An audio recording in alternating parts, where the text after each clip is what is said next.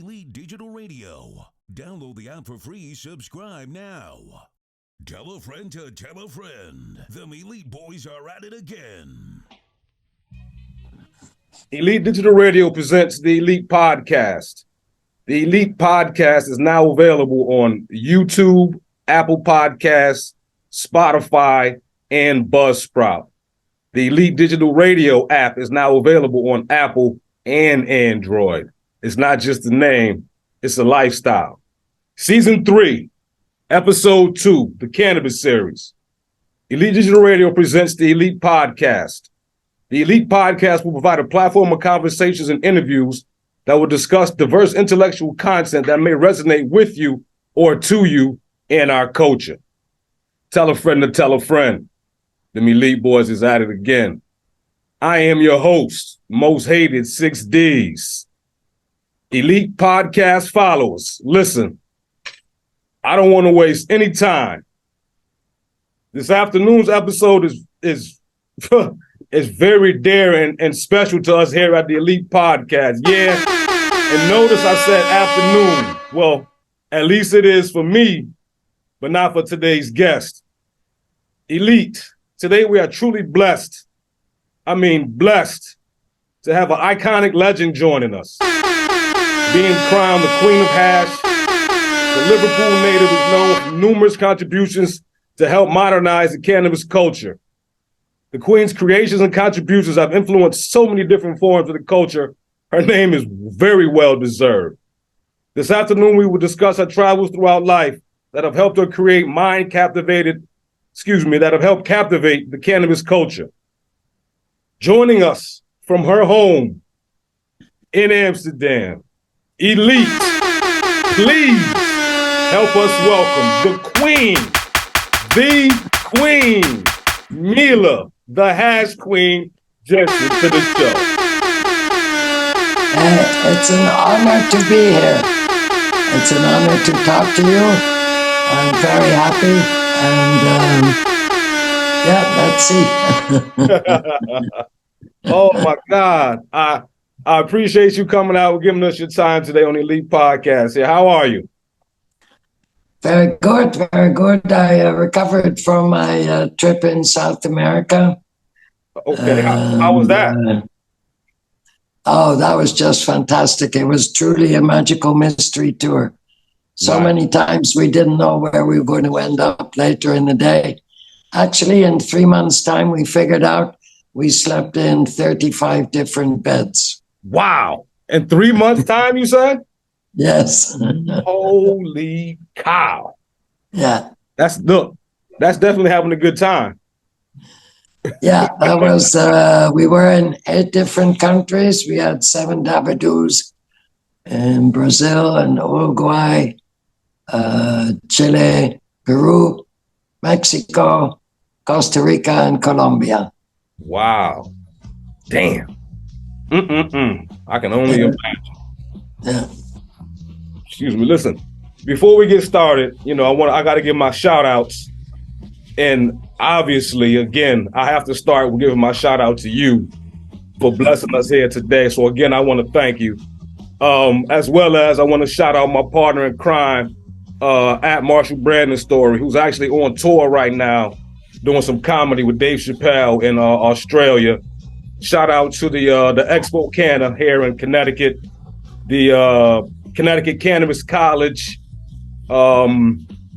Southside Exotics, and of course, I can never forget my one and only sponsor at Weisberg Handcrafted Pros. Shout out to my boy, man. Now, I already gave, a brief and a little introduction and introduced you and let everybody know, you're a Liverpool native, but for those who may have been sleeping under a rock for a little while, before we begin, give our listeners a little background of, who you are and where you were born and raised. Siblings, kids. Where was I born and raised? Yes, ma'am. Primary school age till 11, I was in the UK. And then we moved to Holland. Okay. Born in Liverpool. Born in Liverpool in 44. Oh, hey, and you know what? I meant to ask you about that because I'm a football coach. Are you a Liverpool fan? Well, I left Liverpool before I was a year old, but I live in Amsterdam now. And here we have Ajax, of course. Okay. All right. That's what I'm talking about. Now, you know, as I was saying to you before, I really don't even want to ask you too many questions, Quinn. I really just want to listen to you and hear what you have to say. But, you know, let's dig into your early childhood. Let's start there as far as, you know, growing up in Liverpool. Football we already talked about, but then let's get into about, you know, the age of 20 in which you began to experiment with this beautiful plant. Yeah, that was in 1964, 65. Okay. That I smoked for the first time. And at that time in Amsterdam, of course, there was no coffee shops. You had to go down to the harbor, and the sailors would bring back hash and sell it to the local bars, and that's where you could score some hash. Nobody brought weed, so we all smoked hash. Yeah, I was reading that. It said weed wasn't so, and that's just it. The whole thing about the hash, it's not like it was such a big craze as it is now per se. It's just what you had, right? And there was no weed at that time in all of Amsterdam. You couldn't find it. Right. So, right. And then 68, I went hitchhiking with my daughter to India, and we stayed there till 88. And everywhere there, people smoked hash. Okay, hold on. Before you took off at 21, you opened up the boutique, right? The tea shop. Yeah, I had a boutique. We were one of the first to sell mini skirts. I mean, you could cut off your skirt and have a mini skirt, but we actually sold them in the boutique. Yes. It was a fun time. Yeah. So you were high into fashion at that time. Yeah, wearing wigs and everything. Oh, okay. That's what I'm talking about. All right. Okay. So 67, and then we changed the whole boutique into a tea house. Yes. And we sold cups of tea and peacock feathers and kites. And it was, that's why people sometimes think it was the first coffee shop, but we never sold anything. We traded. And, people came from all over the place, bringing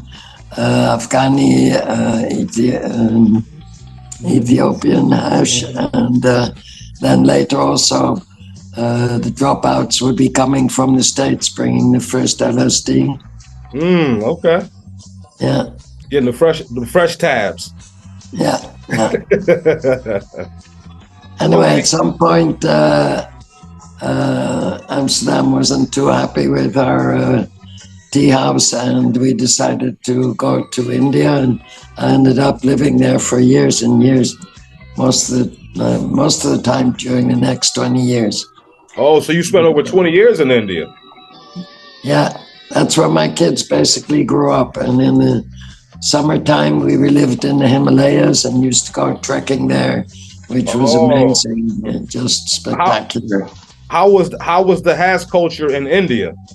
Yes, that's all they smoked. Hash. Oh, okay. But in those days, the best hash came from Afghanistan, as far as I was concerned. Okay. But we used to make our own hash up in the mountains there. And yes. Now, question. Tell me, what is hand-rubbed hash? Well, when you have the buds growing and they are ripe for harvest, you just go with your hands and rub all the way up. And after 5 to 10 minutes, your hands will be covered with a dark brown layer. And that then you have to scrape it off And that's what they call charas. Right. Okay. And because you're doing the whole bud like that, sometimes there's also bits of flower or even bits of leaf, all kind of stuff get mixed in there sometimes. But yeah, it has its own special flavor. Oh, okay. Gotcha. So you were in India for, you said, like 20 years. So then after India, you returned to Amsterdam, right? Yeah, then we returned back to Amsterdam, and kids finished the high school. At first, I was just growing some weed because I had to feed these 4 kids, 1, 2, 3 times a day.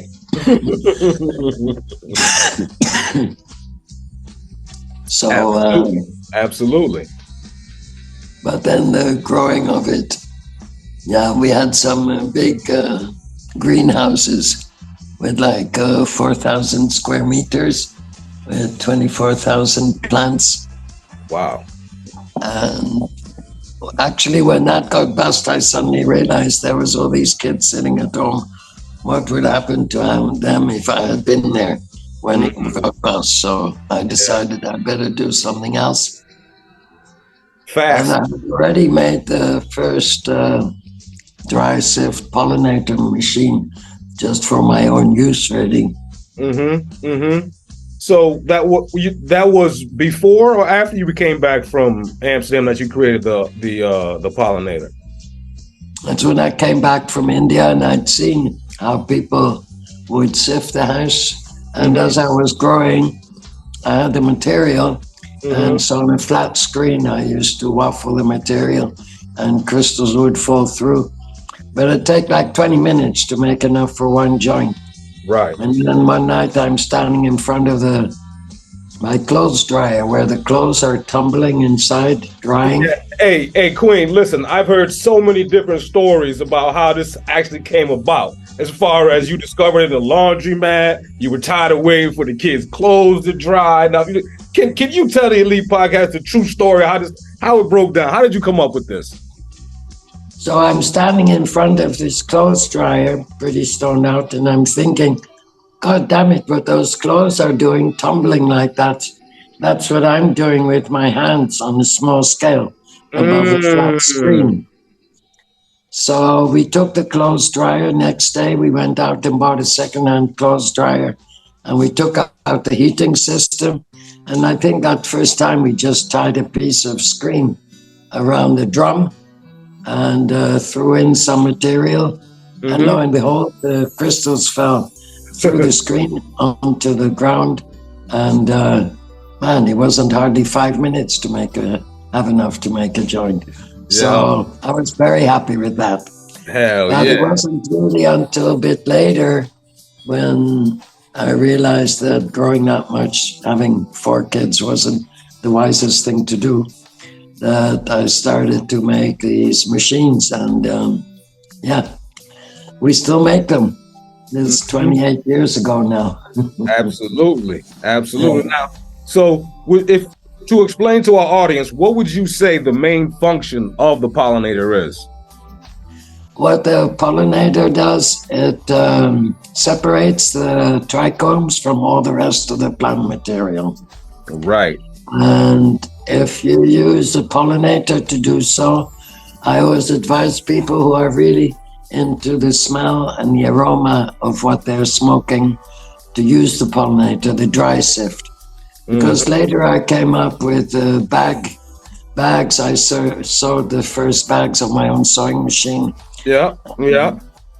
Then even the washing machine is very useful. I mean, a washing machine was invented to get rid of the dirt. And as far as this little washing machine is concerned, the trichomes is the dirt and it washes them off a plant. And it's an expert at doing that. Right. That's the quote, right? Washes the dirt. Yeah. And that's the bubbleator. And then when you smoke it, it has less aroma and less flavor maybe, but it's goddamn stronger. And I must say I prefer it. It's a very clean, clear high. Right. a good isolator. Yeah. So you're saying by isolating them, it makes it the actual stronger?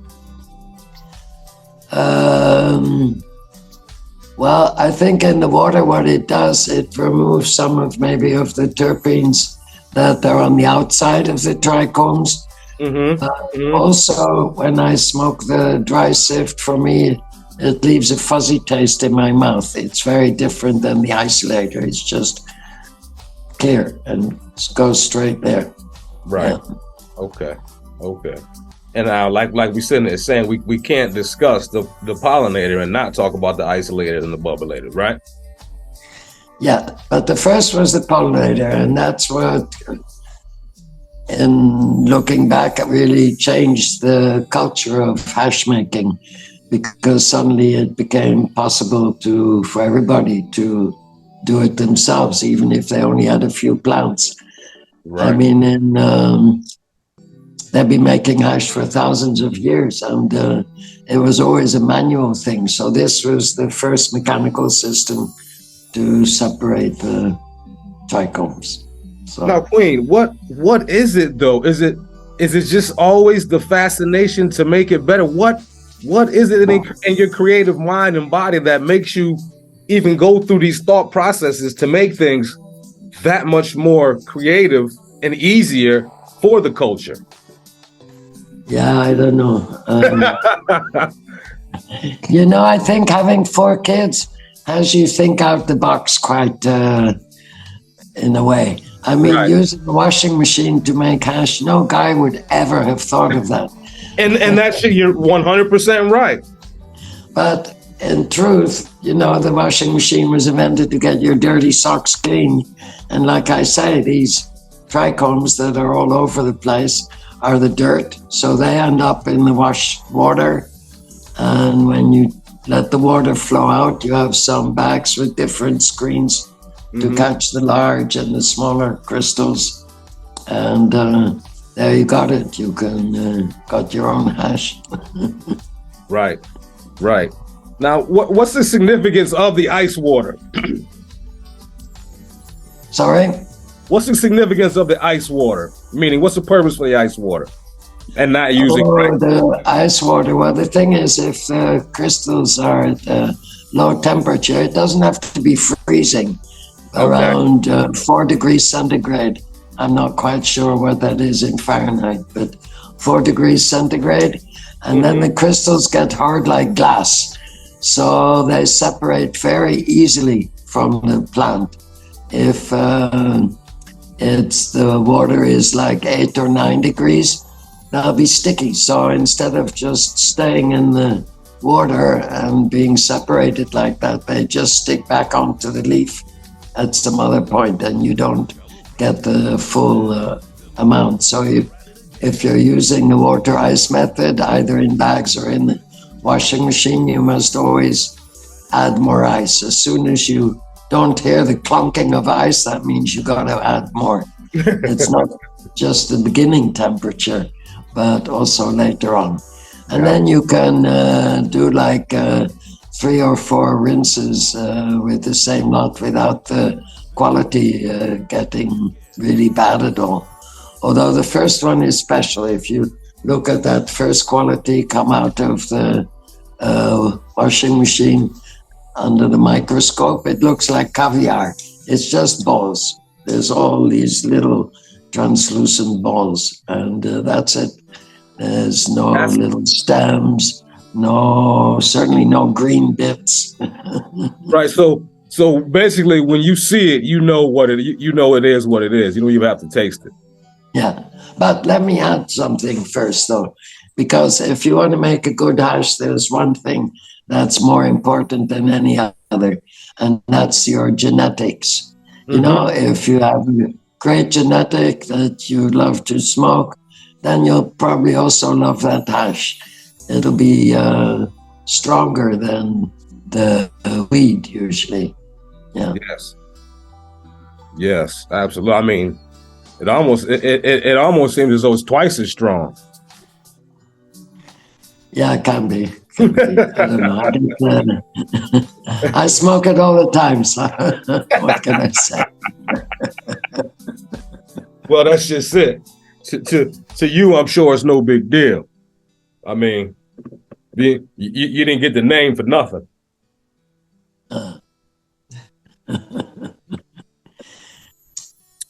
Now, I never smoke weed, really. I remember when I came back from India to Amsterdam, of course, the whole city was full of coffee shops and all of them sold weed and Moroccan hash. Now, I hadn't had Moroccan hash before, but compared to what was up in the Himalayas or from Afghanistan or even some of the Pakistani hash was just so much richer.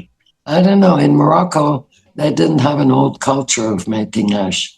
I was there in 65, and there was no hash there. There was only what they, what did they call it? Anyway, keef. And that's little buds. And black tobacco and little buds chopped together and then put in this long little sipsy pipe of them. But they didn't, it was the first hippies that came back from the East that taught them how to make the hash. Because, of course, they had lots of plants. But anyway. So, wow. I didn't like the hash that was available. So that's why I was eager when I was growing and I had my own material to start making my own hash. To start making some good hash, you mean? Yeah. So, wow, like, wow. I mean, I just find it amazing. You never liked weed. Well, I was already smoking hash for like 20 years before I ever had my first weed joint. And what, it just doesn't taste right, just doesn't do anything for you? Like what? Like no, it was I don't know. After 20 years of smoking hash, the weed doesn't quite do it. And, I don't like that it tastes so much, and I don't like the effect so much, and I'm happy with my hash. Yes, yeah, hey, and there's nothing wrong with that. Nothing wrong with it. Now, and after 58 years of smoking, I refuse to smoke what I don't like. You're not supposed to, right? Yeah. At this point, it's definitely all preference, and if that's not your preference, why? You know. Why? Now, speaking of, the fire, I see, one of your proteges, Nika T out there killing it in the culture. Yeah. No, he's a great guy. I love him a lot. Yeah, we had a chance to have him on a little while back as well, but I love watching him and seeing what he's involved in as far as the culture and what he's pushing as far as his schooling, the schools. Well, he has progressed a lot further, and that's a good thing that the hash culture is evolving and renewing itself. And I was there right at the beginning. We didn't have no books. We had to even think, would this work? And lo and behold, it worked. And that's just it. That's what I was saying. Like, what?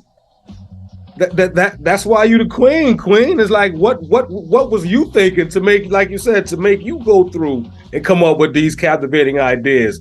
And well, because I liked the result that it made for me, and if I shared any with friends and all, everybody liked it. So then in the end, we started having a small production, and we started building 3.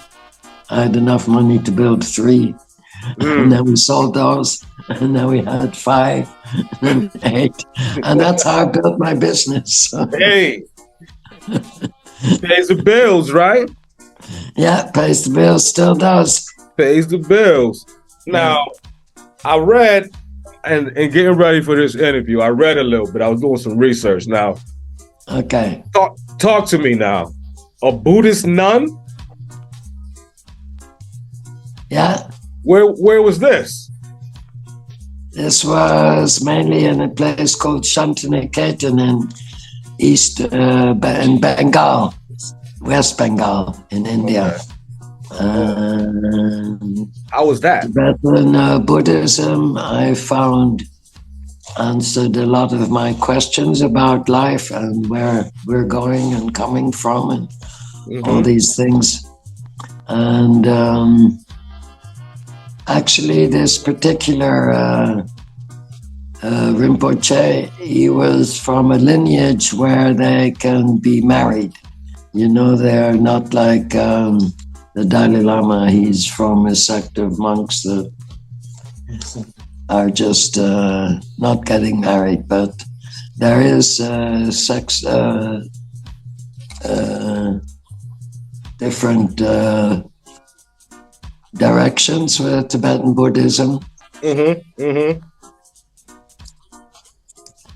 And it just answered a lot of questions, and yeah. Well, hey, as long as you were able to get from it what you wanted to, that's mainly what it's about, right? Yeah.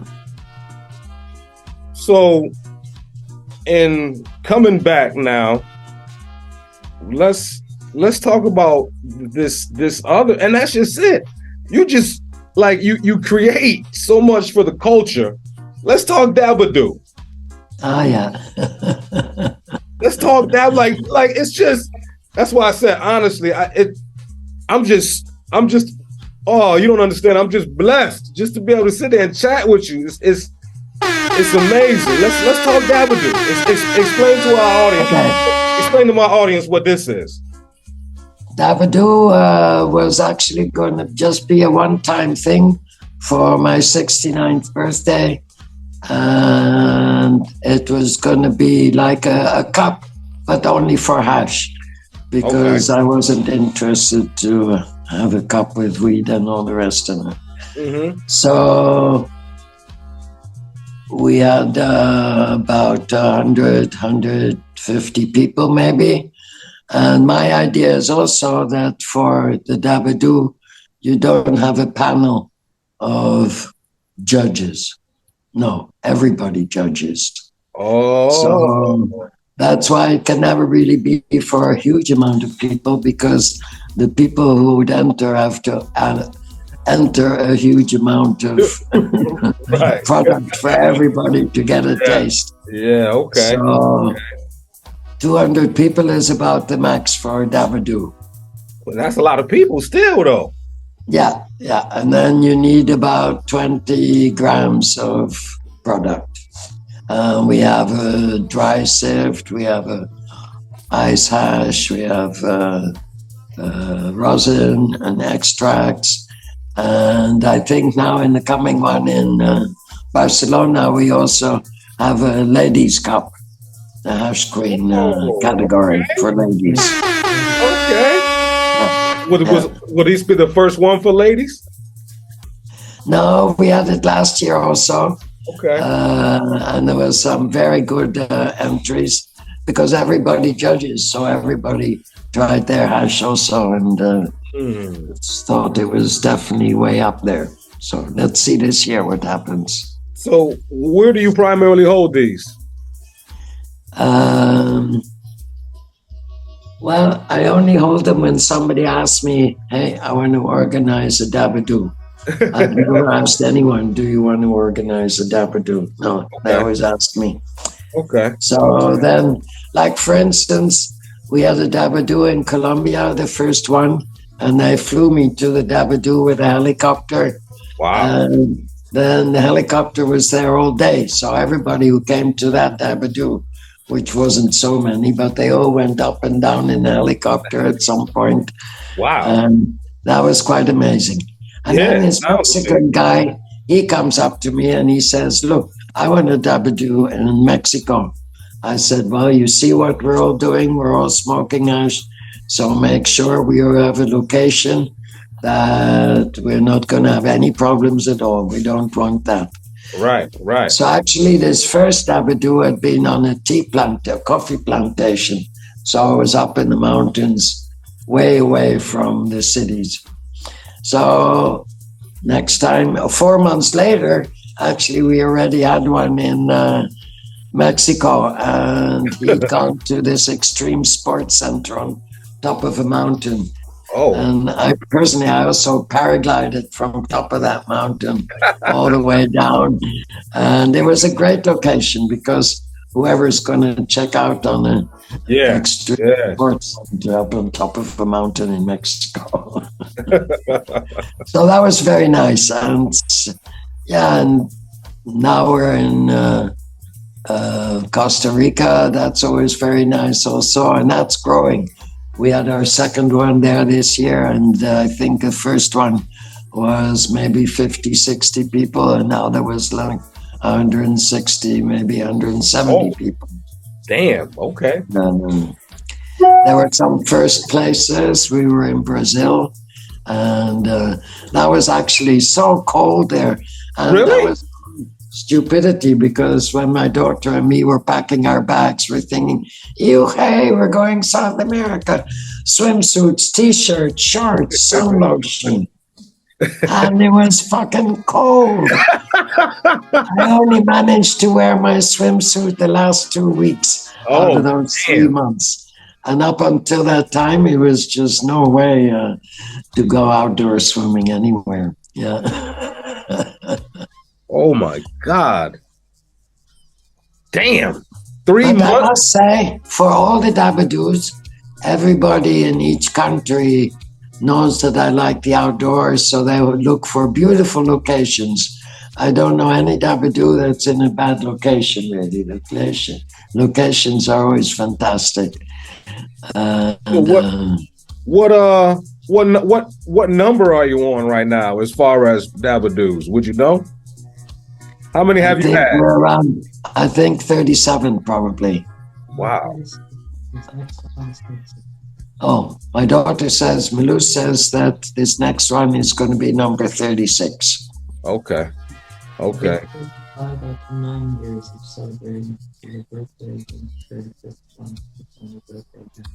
Well, she's giving a whole story. She better come and tell you, because I can't even. The first one was a birthday celebration. Yeah. Exactly 9 years. And then 9 years later, on her birthday, just now in December, we had the 35th. They did it on her birthday. So that was the 35th. Yeah.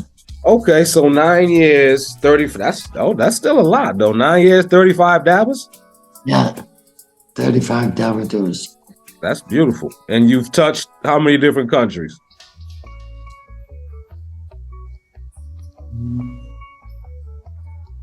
Well, we did quite a lot. Yeah, maybe 10, 11, something like that. Damn, that's beautiful. That's beautiful. We went to Jamaica once, and they really cheated. They were going to make the T-shirts with Dabadoo Jamaica. Just with cardboard, they made a cutout, and then they spray painted it. So I didn't even really realize that until I threw it in the washing machine. And not only did it come out a mess, but everything else in that washing machine came out a mess. Yeah. Damn. Damn. Yeah. Well, if you're willing not to wash it, so I guess not wear it, there's still a few available. Yes, there's still a few available. I'm taking a whole bunch of all the old Dabadoo T-shirts down to Dabadoo in Barcelona in case people want to get old ones. And I'm bringing along one Jamaican one. Maybe somebody will go for it. I wonder if you could dry clean it. I don't know. It's spray painted. Oh, I have no idea. Yeah. Yeah, well, you know what? That sounds about right. That's fitting for Jamaica. Definitely spray painted. Definitely spray painted that shit. And they charge the same as all the other T-shirts. Of course. Yeah, that was made in somebody's backyard. Yeah. All right, now I'm speaking with you, the Hash Queen, in your own words, right? because we've done this is our third cannabis series. So, like I said to you before, we've had Nika, we've had Turb, we've had Laws, we've had a bunch of different people on, and my biggest thing and my biggest question is to each individual, because everybody has a different answer. Okay. And it's very simple.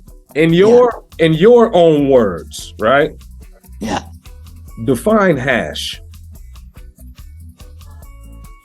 I think for me, hash is the essence of the plant, because you don't have all the green with it. Mm-hmm. For me, it's the essence of the plant. Right. Okay. And I think I always used to think I was a recreational user.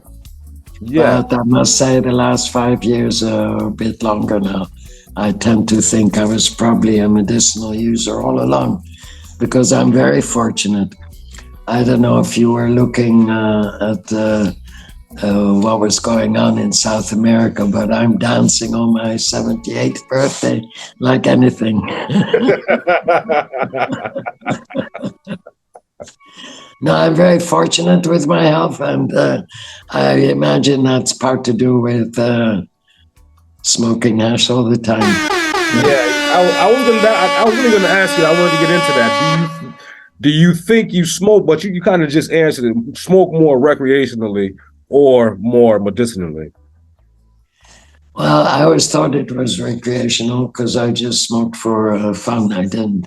But now I realize I've never really been sick. I've only been operated on once, and that was a genetic thing with my heart, so that doesn't really count.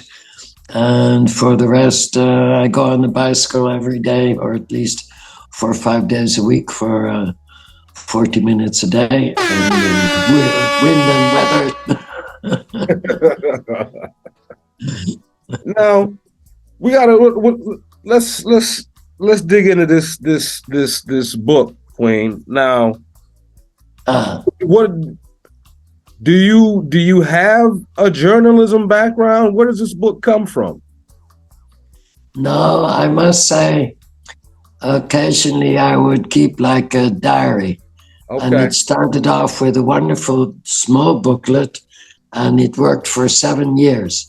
So for 5 years, Malou says. So for every day you had about 4 lines. But that didn't matter. You didn't just write 4 lines, you just continue. But so after a number of years, there was a lot of material in there, so that helped a lot. And then in different places, I remember on a holiday in Nepal, I made kept a diary and noted what we all did and ate and everything. Okay. And then, I don't know, I just started. People seemed to think it was a good idea, and I don't know, a lot happened. So I thought, okay, let's try it. Something I've never tried before, to write a book. And I must say, it took me 11 years. I'm not very disciplined to sit down a date every morning. No, the mood has to be right. The location has to be right. I need the right things to write with. And, yeah. Hey, everybody has their needs. Everything's got to be right. Everything's got to be situated. Yeah. Nothing wrong with that. Nothing wrong with that. It took a long time. So you say 11 years? Yeah. Wow. Well, 3 years I didn't write at all. And then I thought, that's really stupid. Sometimes you sit down and kind of look back on your life and see what's all been going on. And then you think of all the things that you didn't finish, that you didn't complete. And then this book loomed also as something that I didn't finish. And then I thought, well, that's really stupid, because it's just lying here. I can just sit down right now and start to finish it off. So in the end, that's what happened. And but it was strange, because it was somehow easier to write about the past than to write about recent past. It's as if you hadn't fully integrated with it, or it hadn't integrated into you completely yet. And it was still an ongoing thing and nothing that was complete. And the past was the past. Gotcha. So finally being able to present it in the museum was, I mean, that's huge, right? Yeah. I was in the Sensi Museum. Yeah. And my old friend, the author, he was the one that spoke for me. That was very nice. That's listen, like I said, that's iconic. We're here talking with an icon, and it's amazing. Honestly, it's truly amazing. I just can't stop smiling. This is amazing. Honestly, truly blessed. I'm glad that you're with me today. Truly blessed. And I realized also this whole trip in South America, it was so nice. You'd sit at Wandabadu, and maybe it was in Peru, but there was somebody there from Chile, and there were 2 guys from Brazil and several from Colombia, and everybody getting together and all loving the same thing. Right. And then the guy in Colombia would say, oh, in November we got an expo coming. And the guy from Uruguay would say, oh, I'd love to come. So the guy from Colombia said, come stay with me. And you'd see all these friendships evolving all across the whole South America. That was really amazing. And people with small businesses or bigger businesses and glass blowers, they moved around. So they got seen by a lot more people. It was a really nice tour like that. Yes, yeah. I mean, that's what it's all about, right? Yeah. In Brazil, they even translated my book in Brazilian, Portuguese. Yes, I saw that. Listen, I saw that, and I got to be honest. I was on the site, and I was just about to click it, and then I said, "Wait a minute! I definitely want this book, but I have to ask the Queen to do me the honor of signing my book so I can get it." It's signed. Is it signed? Yes. Okay, then I can go ahead and order. I was already on the site. I was already on the site checking it out, and then I said, "Wait a minute, I got to have mine signed." But if it's already signed, I will be ordering. I had to correct myself because I thought your name was spelled T-Y, and it turns out it was T-E.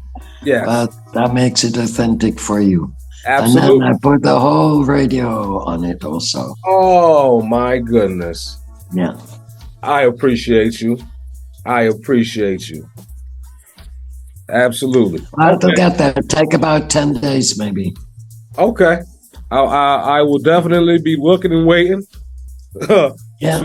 Just once again to learn more, to hear more, you know, to find out more.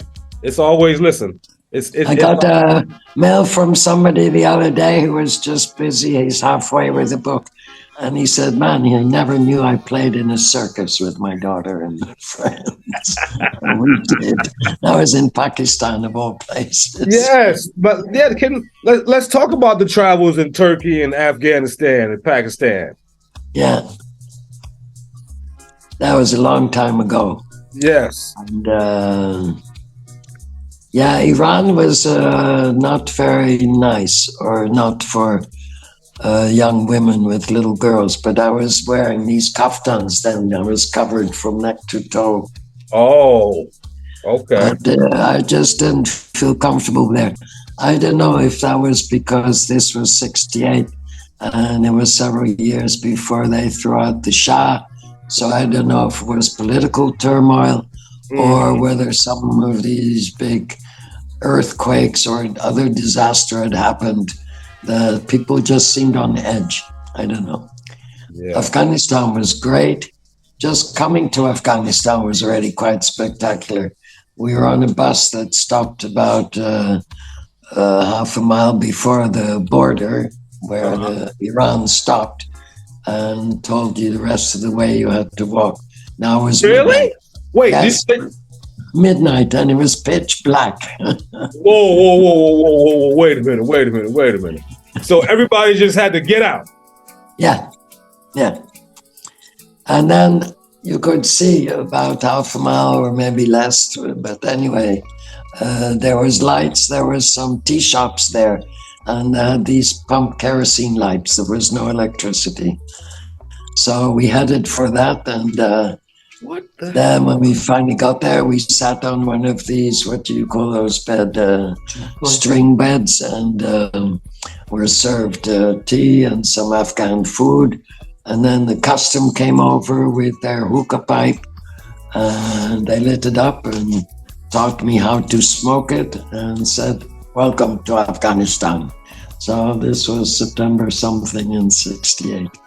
And it was just an amazing country. It was before the Russians got there, before the Americans got there. And actually I noted that every single person wore embroidered clothes. The men all had beautiful pieces on the front that were fine embroidery. The women were just embroidered from top to toe and everywhere in between.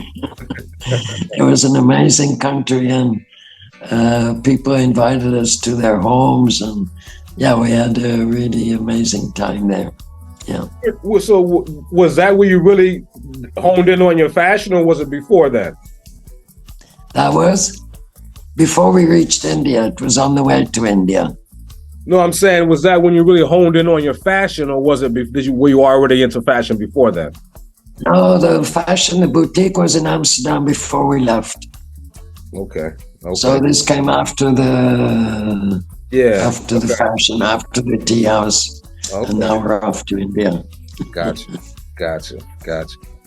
Man, so that's. I mean, let's be real. That's kind of frightening.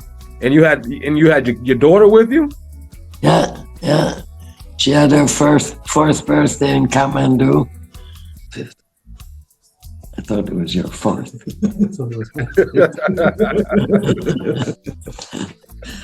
It was 24th that year in Goa the first time. Okay, maybe her fourth or fifth. I was little then. A little one. Because the thing was, we were staying on the top floor where it was just everybody could find a place to sleep there in the hotel. Mm-hmm. And every morning I used to read Winnie the Pooh for her. And all these hunking mountaineers or dope smokers and everything in between would lie in bed wanting to hear Winnie the Pooh before they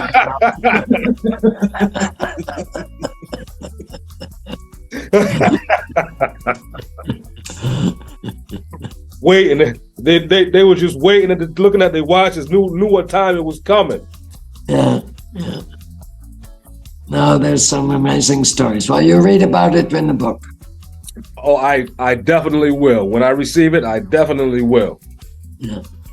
All right. So let's just do a quick word association.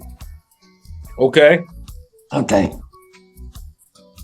When making hash, don't be greedy.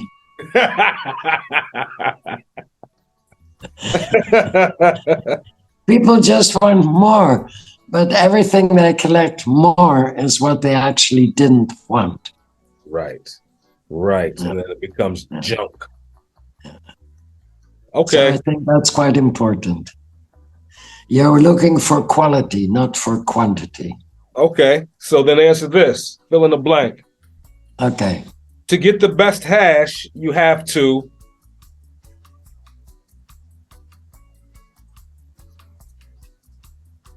have good genetics. Whatever else happens, even if you're not that good of a hash maker, if you have really fantastic genetics, it'll be smokable. It's kind of like you can't go wrong, right? Fantastic, clean, pure hash maker, and your genetics are fucked. Nobody's going to get high or anything. It can look great. But more important is that it is great. Forget the looks if necessary. Right. Yeah. Okay. Smoking hash is like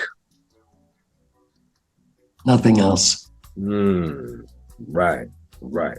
Now, It's the one for me. yes, absolutely. I'm new to the game, with this with the new you know what? It's honestly something that I never really got into, and I think it's only because I didn't have the knowledge of it, so I didn't know too much about it. But if you think about it, all the cannabinoids, all the terpenes are on those trichomes.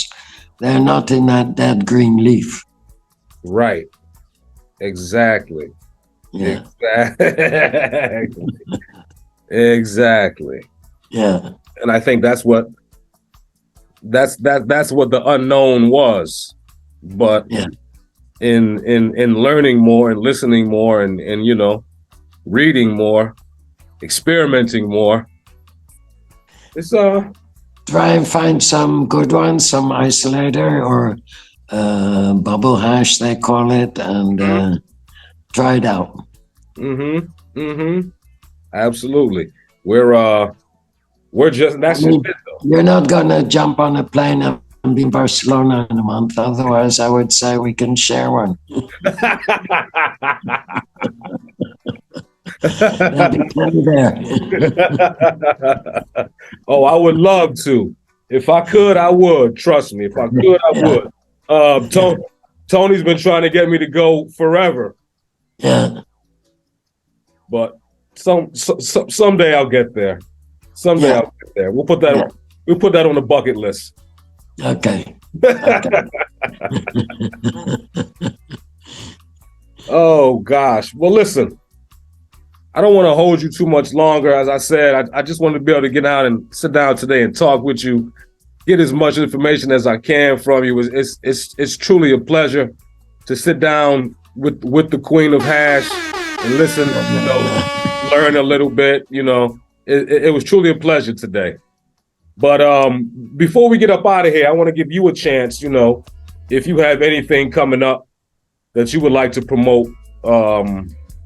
Any Dabadoos, any shows that you have coming up, let us know. There's a Dabadoo coming up in Barcelona, but also in Toronto and Michigan, but I don't know the dates yet.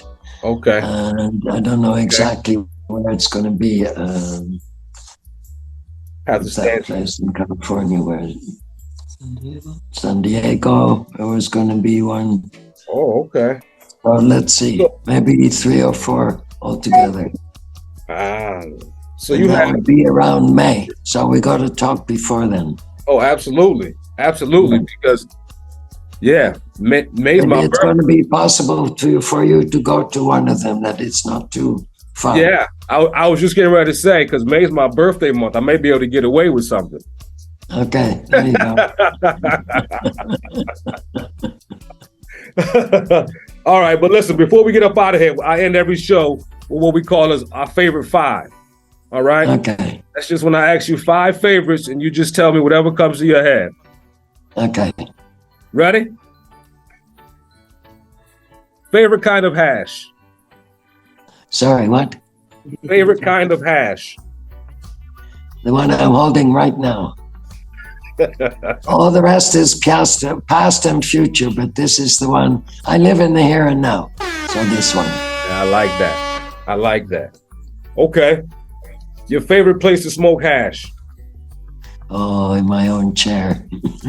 Right here. Right here.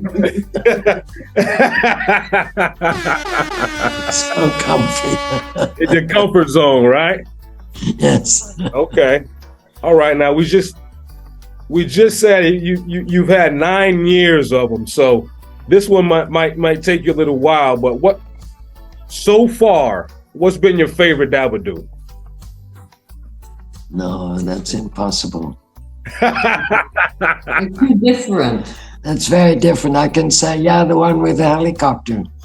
But there was other ones that there was fantastic things going on, Mm-hmm. I mean, we were on an island in Colombia. That was just amazing. Yeah. Okay. Okay. 2 million to decide. I like that. Yeah. Yeah. And even the one in Brazil, we were up on top of a hill where they built this beautiful roundhouse for ayahuasca get-togethers. So that was really a very special place also. Nice. Yeah. Okay. Your favorite thing to do when you're smoking hash? Have a cup of tea. Something simple, right? Yes. All right. I'm gonna let you get out of here on this last one. All right. What's your favorite holiday, Queen? My favorite holiday plan. What's your favorite holiday?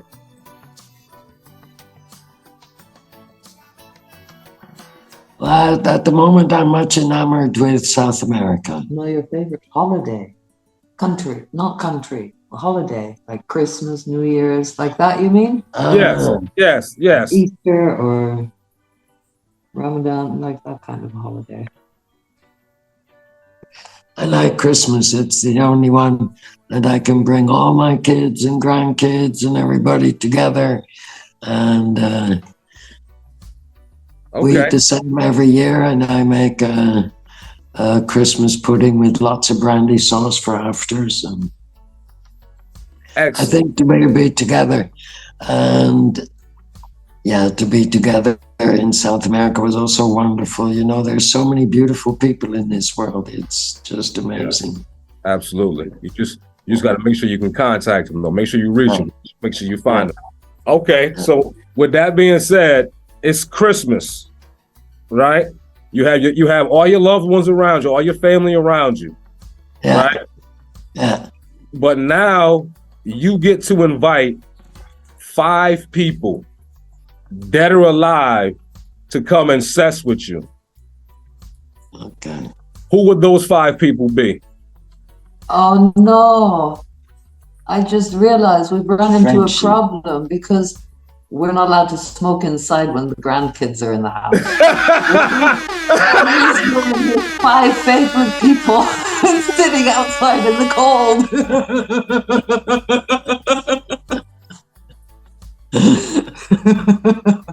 Pick a different holiday, not Christmas.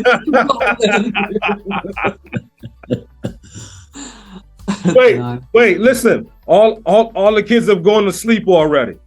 Okay, cool. All the kids are going to sleep. It's just the grown-ups. Now you can smoke. Okay. Who would you want here? Frenchie for sure. Rest in peace. Okay, so we got one. We got Frenchie. Who else you got? Man, I'm so bad with names. The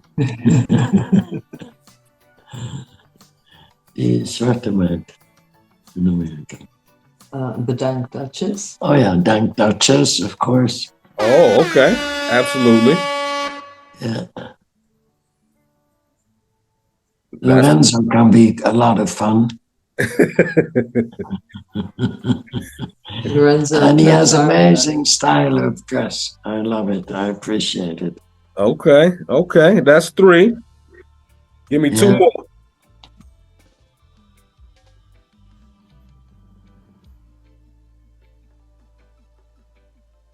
I guess Ruth, she's my best girlfriend right now. We see each other and drink brown beer once a week. Absolutely. Then you got to add Ruth. Yeah. And who are you going to close out with?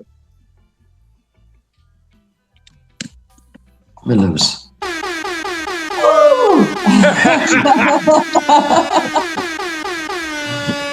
You was wondering if you was going to make that 5? To my other kids. Because of course, all 4 of them should be here. That's 4 out of 5 already.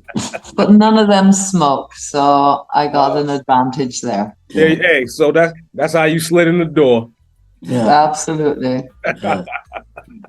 That's how you slid in the door. Hey, again, Starting in fourth base. No, not fourth base. I managed to get fifth base. Woo!